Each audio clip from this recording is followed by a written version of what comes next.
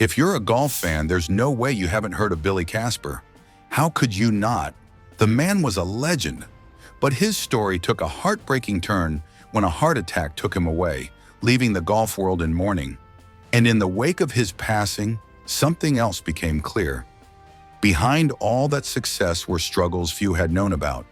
His journey to greatness hadn't been easy. Billy Casper, one of golf's all-time greats, sadly passed away on February 7th, 2015, at the age of 83. A heart attack took him at his home in Springville, Utah, leaving behind a legacy that fans still cherish. But for those who followed his career closely, his journey wasn't just about victories. It was about standing strong against the challenges, some of which only came to light after his passing. Casper's fans stood by him through it all, from his thrilling win at the 1966 U.S. Open, where he took down Arnold Palmer in a playoff, to the controversies that tested his character. While some believe Palmer was worn out and not at his best during that playoff, Casper's incredible performance couldn't be ignored. He was a fighter, always finding a way to win, but not without facing scrutiny along the way.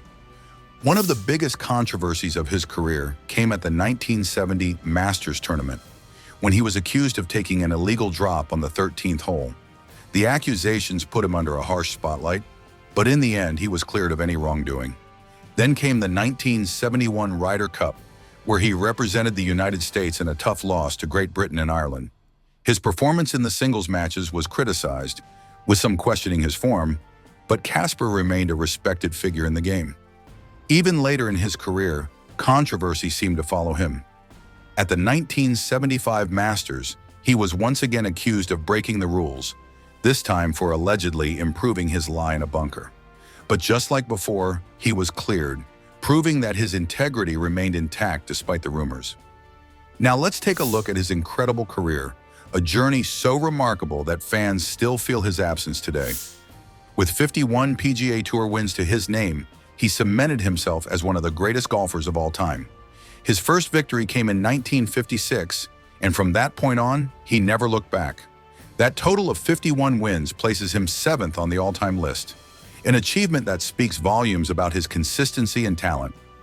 Unlike some of his flashier peers, Casper's greatness often flew under the radar, but those who truly understood golf knew just how special he was. Casper's success wasn't just about winning tournaments. It was about being a dominant force in the game. In 1968, 1969, and 1970, he finished third in McCormick's World Golf Rankings, the very first years the rankings were published. This was a testament to how consistently he played at an elite level. While some golfers had their hot streaks and then faded, Casper remained at the top of his game for years. One of the biggest highlights of his career was his success in major championships.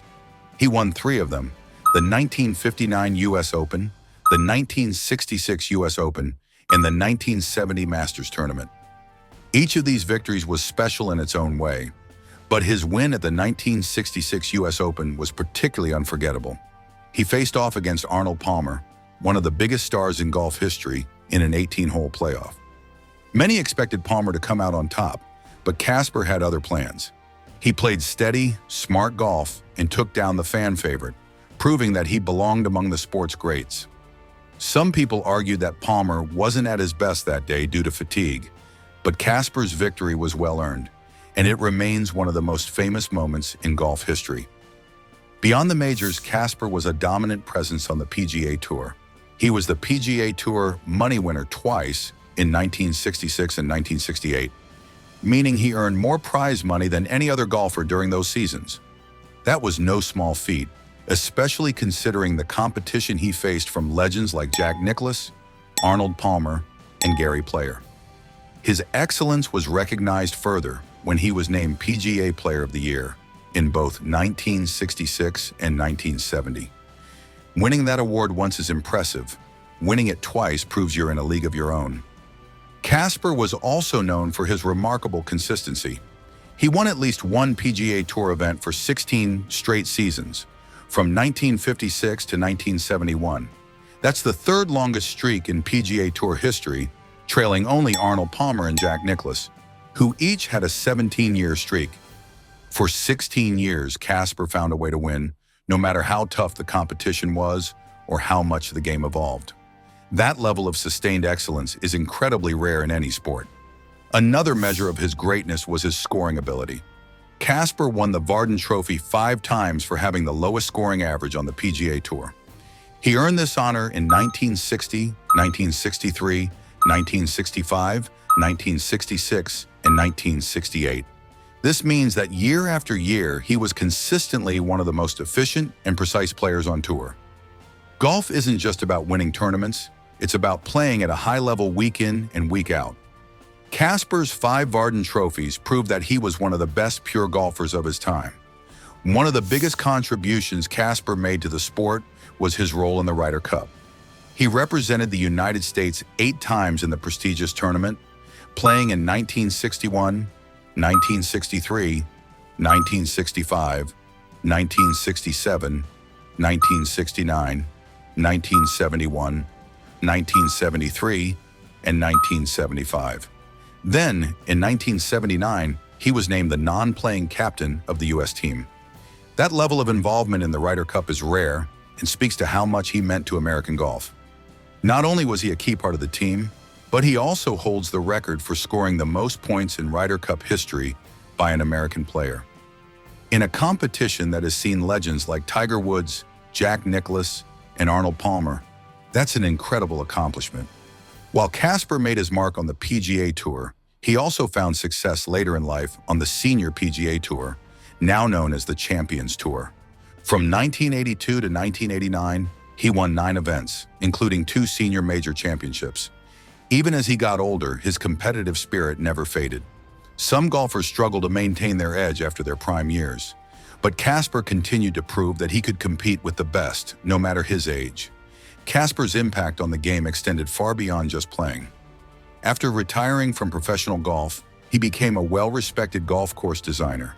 He designed several courses, including the Highlands, the Palm, and Eagle Crest in Sun City, Summerlin, Nevada.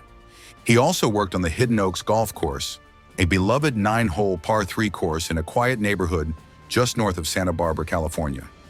One of his most notable designs, the Chula Vista Golf Course, is a par 73 layout with 3 par 5s on the front 9 and 2 on the back. His passion for the sport didn't end with his own playing career. He wanted to help shape the future of golf by creating courses that players of all skill levels could enjoy. In addition to his course design work, Casper also played a major role in golf course management. Billy Casper Golf became one of the largest privately owned golf course management companies in the United States. At its peak, the company owned or managed roughly 150 golf courses across the country.